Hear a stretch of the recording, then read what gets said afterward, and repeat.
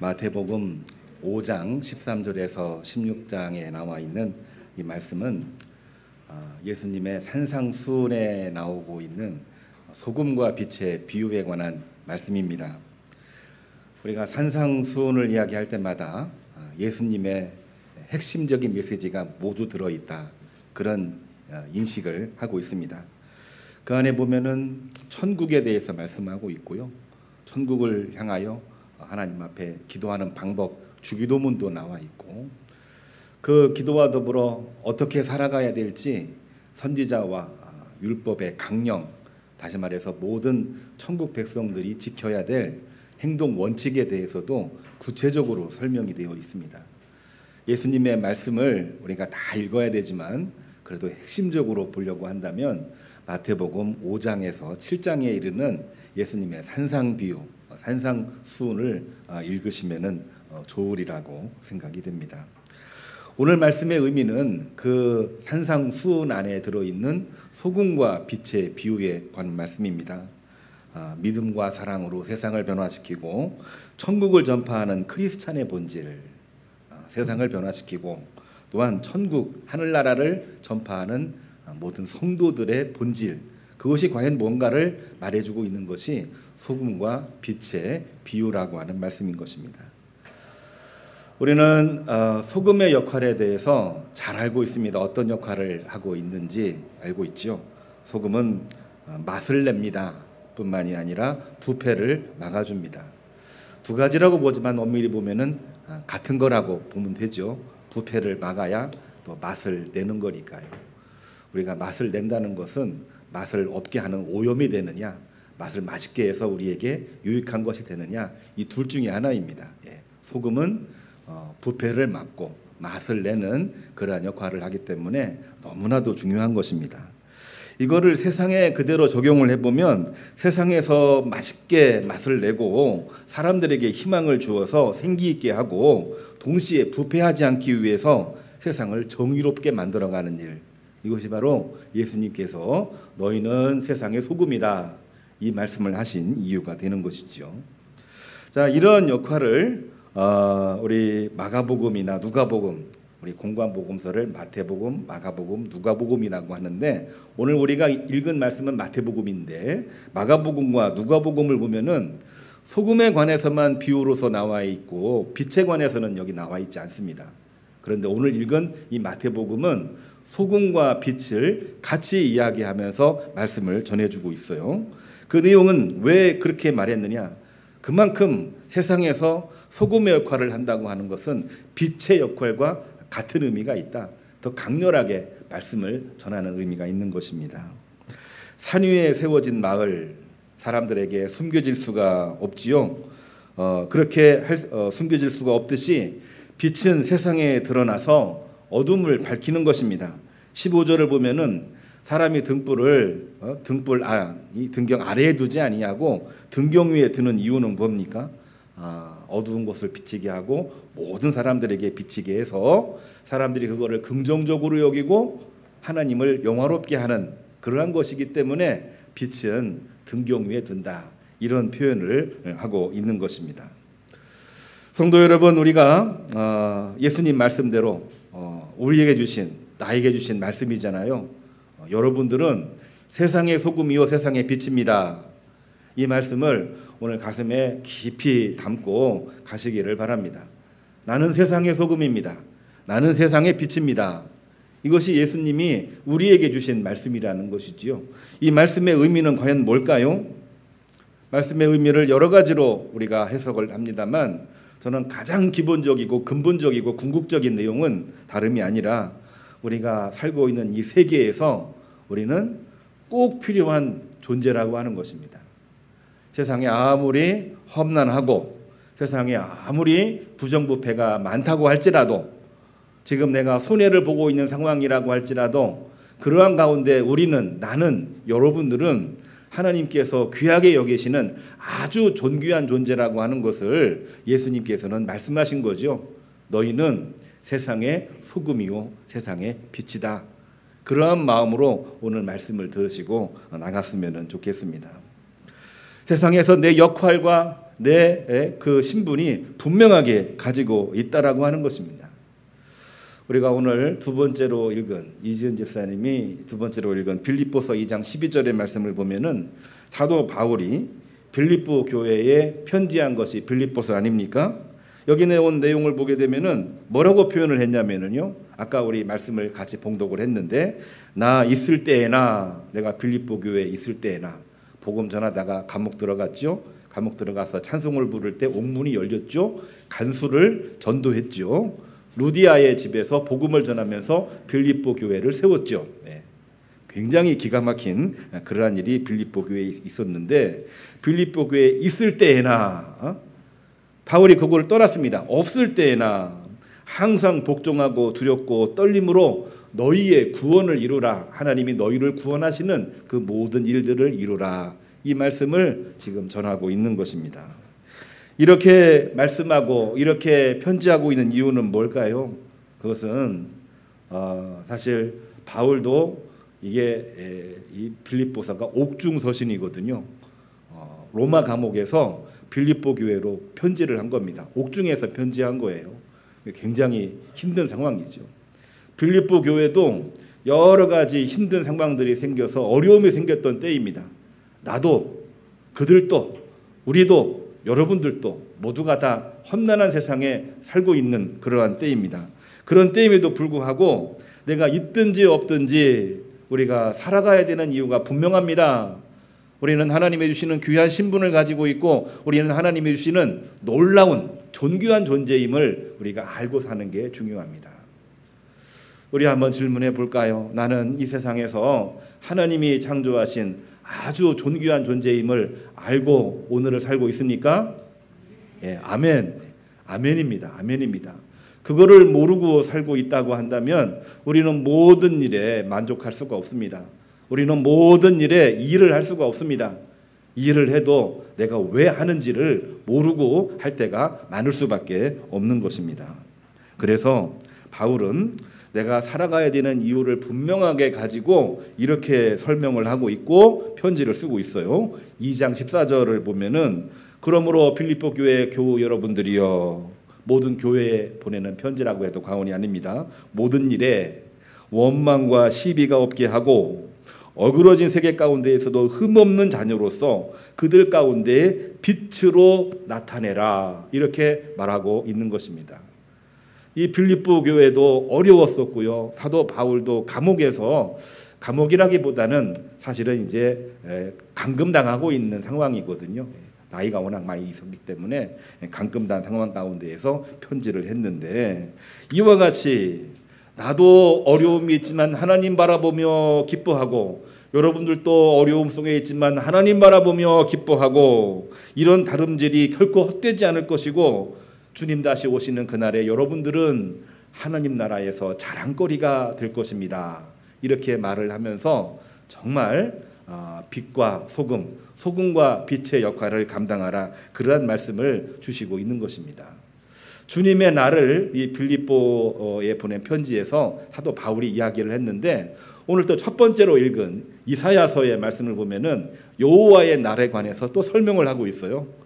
이사야 오늘 4장 2절을 보면은 여호와의 날에 여호와의 싹이 아름답고 영화로울 것이요 그 소사는 피난한 자를 위하여 영화로운 것이며 시온에 남아있는 자 예루살렘에 생존해 있는 자는 거룩하다 칭함을 받으리라. 그 어그러진 세상 가운데에서도 그야말로 빛의 역할, 소금의 역할, 소금의 역할, 빛의 역할을 감당하는 사람들에게는 여호와의 싹이고 남는 자가 될 것이고 예루살렘에 생존하는 사람이 될 것이고 그리고 그들을 거룩하다 말할 것이다. 이렇게 말씀을 하면서 복음을 전하고 있는 것입니다. 우리는 정말 글쎄요, 문명은 발전하고 있는데 우리의 삶은 만족도가 많이 떨어지는 시대에 살고 있습니다. 무엇이 문제일까 고민을 해보지 않을 수 없죠.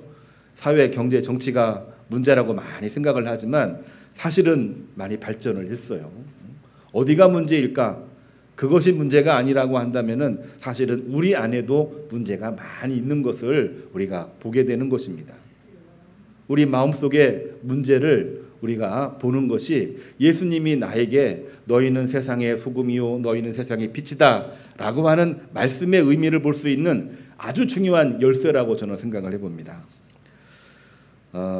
설교를 하면서 정치 문제는 제가 하지 않으려고 막 노력을 합니다.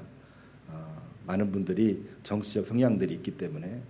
그렇지만 그러한 상황 가운데에서도 우리가 꼭 짚고 넘어가야 될 부분들은 저는 설교를 통해서 꼭 말하려고 노력을 합니다.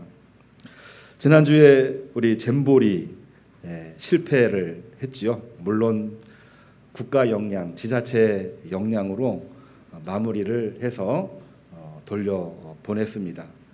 거기 왔다 가신 분들이 실패를 분명하게 보기는 했지만 실패 중에도 그래도 마무리가 잘 돼서 뭐 아주 원론적인 잼보리는 아니었지만 그래도 한국의 역량을 볼 수 있는 기회였다. 뭐 이렇게 평가를 하는 것 같아요. 근데 문제가 발생을 했지요. 그렇게 잘 마무리하기는 했지만 지자체를 뿐만 아니라 정부 간에 책임 공방을 놓고 지난 한 주간은 너무나도 시끄러운 그러한 주간이었습니다.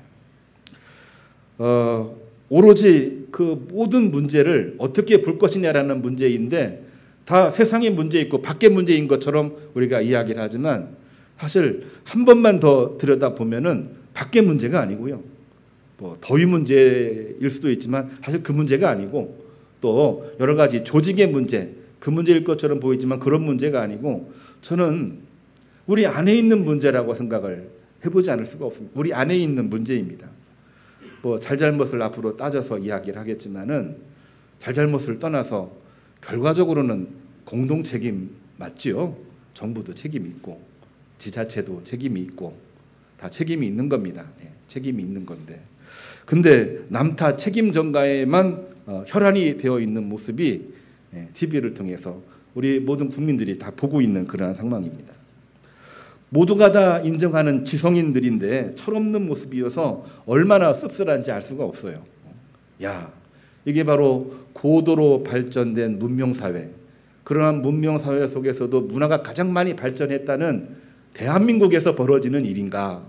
이런 것을 생각해 보면은 문명은 발전했지만 우리의 심령, 우리의 마음, 우리의 기본적인 것은 너무나도 문제가 많이 생기고 있는 그러한 상황이다. 혹자는 이렇게 말했습니다. 이렇게 남 탓, 책임 전가하는 이유가 무엇인가? 이렇게 될 수밖에 없는 이유가 있다고 분명히 한 가지를 꼬집어서 얘기를 했는데요. 어떤 얘기인가 보니까 이런 얘기를 했어요. 책임 공방을 하다가 결국에는 어디까지 가냐면 재판까지 가고 처벌까지 가기 때문에 지금부터 내 잘못이요라고 이야기를 했다가는 다 뒤집었을 것 같으니까 잘못을 했어도 절대로 잘못을 인정하지 않는다고 합니다. 정부도 마찬가지고 지자체도 마찬가지고 거기에 있는 모든 책임자도 마찬가지고 어느 누구도 그렇다는 얘기예요. 저는 이 상황을 보고 교통사고를 한번 생각을 한번 해봤습니다. 교통사고가 나면은 사실 어처구니 없는 그런 상황에 우리가 놀라기도 하고 하다 보면은 자꾸 이제 큰 소리를 내기 시작하잖아요. 큰 소리 내는 사람이 유리하다고 생각을 하니까. 큰 소리를 낸다는 얘기는 무슨 얘기입니까? 내 잘못 있어도 절대로 얘기 안 하는 겁니다. 상대방 잘못 없어도 잘못이 있는 것처럼 막 소리를 내는 겁니다. 그렇게 하는 이유가 뭔가요? 철이 없어서 그런가요? 양심이 없어서 그런가요? 문제가 없어서 그런가요? 사실 철도 있고 양심도 있고 차량을 운전할 정도면 몸의 모든 이 기관이 아주 정말 잘 움직이는 사람들이 차량 운전하는 거 아닙니까? 그런데 무엇 때문에 법적인 소송에서 내가 혹시라도 먼저 인정을 해가지고 손해를 볼까 봐 잘못을 했어도 인정을 안 하는 겁니다. 잘못이 없어도 무조건 잘못이라고 이야기를 하는 겁니다. 그래야 손해보지 않고 그래야 내가 이득을 얻을 수 있으니까. 문명은 고도로 발전했지만 우리의 심령은 아주 저 밑바닥으로 빠져들고 있는 모습을 저는 교통사고에서도 보았지만은 이번 잼보리 사태에서도 우리가 발견할 수 있는 아주 중요한 포인트라고 저는 생각을 해보게 됩니다. 성경으로 들어가 보면은요. 성경의 바리새인 유대인들도 그랬습니다. 당대에 가장 유명한 지식인들이었습니다. 그리고 그 어느 누구보다도 가장 신사적인 그러한 사람들임에도 불구하고 그들이 철없는 행동을 하는 이유는 과연 뭘까요? 법적으로 자기들의 기득권을 가지고 그거를 빼앗기지 않으려고 잘못해서도 절대로 인정하지 않고 잘못이 없어도 무조건 잘못이라고 떠넘기는 그러한 모습들이 이 바리새인들의 모습 속에서 나오고 있는 것입니다. 이런 말을 하는 사람은 야, 저 사람 의롭다. 야, 저런 것도 분별할 줄 알고 대단한 사람이네. 이렇게 생각할 수도 있지만 사실은 그거를 보고 그거를 말하고 있는 우리도 크게 다를 바가 없습니다. 우리도 그의 편승해서 동일한 과오 속에 빠지고 있는 것이거든요. 사람에 따라서 이쪽, 사람에 따라서 저쪽 이런 얘기를 하고 있지만 결국에는 본인 자신도 비슷한 상황에 처해 있을 때에 내 잘못 인정하지 않습니다. 타인의 잘못이 없어도 있는 것처럼 막 몰아붙이기 시작을 하고 있는 것입니다. 이렇게 이야기가 되면은 우리가 살고 있는 이 땅 너무 슬프잖아요. 문명은 발전했고 대한민국은 세계에서 최고의 문화라고 이야기를 하고 있는데 우리의 심령은 저 밑바닥 시궁창에 지금 들어있는 거라고 해도 과언이 아닌 것입니다. 오늘 우리 김충만 장로님 기도하시면서 여러 기도 중에 은혜를 받지만 가슴에 정말 비수같이 꽂히는 기도의 제목, 한국교회가 교회 역할을 하지 못하고 있습니다. 한국교회 성도들이 성도됨의 역할을 감당을 해야 되는데 그 일을 너무나도 하지 못하고 있습니다. 얼마나 많이 찔리는지 알 수가 없어요. 지자체 정부라고 얘기했지만 그 안에는 교회 중직자들이 얼마나 많이 있는지 알 수가 없습니다. 다들 교회 중직자들이에요. 장로님도 있고 안수 집사님도 있고 권사님들도 있고 집사님들도 있습니다. 그런데 교회 와서는 거룩하게 신앙생활을 하지만 그러한 장소에 나가게 되면은 정치판에 뛰어들고 공직사회에 들어가게 되면은 결국에는 자기의 이익을 위해서 자기가 손해보지 않기 위해서 철없는 행동을 하고 있는 것이고 해서는 안 되는 일들을 하고 있는 것이 오늘날 우리의 모습인 것입니다. 우리도 그러한 일에 빠지지 않으려고 우리가 정말로 눈을 크게 뜨고 분별하고 바라봐야 되는데 우리 어떻게 하고 있나요? 우리는 이러한 상황 가운데 오늘 말씀 메시지에 주목했으면 좋겠습니다. 결국은 뭡니까? 소금과 빛이라고 하는 의식이 우리 마음속에 없다라고 하는 것입니다. 예수님은 우리에게 부여해 주셨어요. 너희는 세상의 소금이요 너희는 세상의 빛이다. 이렇게 말씀해 주셨는데 그 말씀을 허투루 듣고 나는 소금이 아니에요. 나는 빛이 아니에요. 이렇게 말하고 살고 있는 것이 오늘날 우리들의 모습은 아닌가? 저는 이 생각을 하면서 오늘 이 설교를 준비하게 되었습니다. 우리가 빛을 한번 다시 보시기를 바랍니다. 빛은요, 모든 사람들이 보는 등경 위에서 세상을 비치면서 세상을 분별하고 길잡이 역할을 하고 있는 것이 빛입니다. 사람들이 다 보이는 등경 위에 있는 것입니다. 누가 봐도 가장 투명한 그 위치에 서 있는 거예요. 숨는다고 숨겨질 수 있는 게 결코 아닙니다. 빛이 되라는 얘기는 사람들이 다 바라보고 있는 가운데에 그야말로 강렬한 빛, 진리의 빛을 발하라고 하는 메시지가 너희는 세상의 빛이다, 이 메시지를 담고 있는 것입니다. 너희는 세상의 소금이다, 이런 말을 하고 있는 것은 스스로 녹아들어서 부패를 막고 맛을 내는 겁니다. 그 일을 감당하려면은 나를 녹여야 돼요. 그래야 맛이 나게 되는 것입니다. 녹지 않으면은 맛을 낼 수가 없는 게 소금 아닙니까? 이 역할을 해야 되는데 교회에서는 그렇게 신앙생활을 해도 밖에 나가서는 그렇게 그 일을 감당하지 못한다고 한다면 누가 복음을 받아들일 수가 있고 누가 그런 가운데 복음을 전할 수가 있다는 말입니까? 어떤 분은 또 그런 얘기를 해요. 빛과 소금. 목사님, 이 말 잘 들으면은 서로 모순되는 거 아닙니까? 이런 얘기를 하기도 합니다. 어떤 얘기냐? 소금은 녹아서 없어진다고 얘기하는데 빛은 녹아서 없어지는 게 아니라 만들어져서 사람들에게로 나가는 거 아닙니까? 주님, 목사님, 우리가 녹아 없어져야 됩니까? 아니면 빛을 발해야 됩니까? 이 모순되는 이야기를 한번 설명해 주십시오. 따지기 좋아하는 분들은 이렇게 또 따지기도 하는 것 같습니다. 우리 교우님들은 어떻게 생각을 하나요? 이 두 가지는 공존하고 있는 예수님의 말씀입니다. 모순처럼 보이긴 하지만 여기에는 소금처럼 녹아져야 빛을 발할 수 있다고 하는 이 오묘한 진리, 놀라운 진리가 이 안에 들어있는 것입니다. 우리가 녹아져야 하나님이 우리 안에 들어오는 겁니다. 하나님이 들어와야 우리는 빛을 발할 수가 있는 것입니다. 오늘날 우리가 믿음 생활, 신앙 생활 하는데 무엇을 위해서 신앙 생활을 하고 있습니까? 건강해지고 대박나고 세상에서 우뚝 서서 정말로 큰 소리에 치려고 우리 신앙 생활 하고 있는 것처럼 우리가 생각할 때가 종종 있지 않나요? 물론 틀린 이야기는 결코 아닙니다. 하나님은 우리들에게 영혼이 잘됨 같이 범사가 잘되고 강건하기를 내가 간구하노라 이러한 약속을 주셨기 때문에 그 말씀이 결코 틀린 얘기는 아닙니다. 그러나 이 말씀을 우리는 한 번 더 구분을 해야 되겠죠. 그것만 이야기를 해버리게 되면은 그것은 믿음이 아니라 그거는 인간의 욕망입니다. 그거는 더 이상 신앙이 아니라 그거는 하나님을 향한 불신앙으로 가게 되어져 있는 것입니다. 믿음인가 불신앙인가 이 두 사이에는 종이 한 장 차이가 있습니다. 그 어떤 차이가 있느냐? 그 안에 하나님에 대한 두려움을 가지고 세상에서 소금과 빛의 역할을 감당하느냐 그렇지 못하느냐에 따라서 우리의 믿음이 될 수도 있고 우리의 믿음이 불신앙으로 가게 되는 계기가 만들어지고 있는 것입니다. 그렇습니다. 오늘날 우리들의 믿음은 두 가지입니다.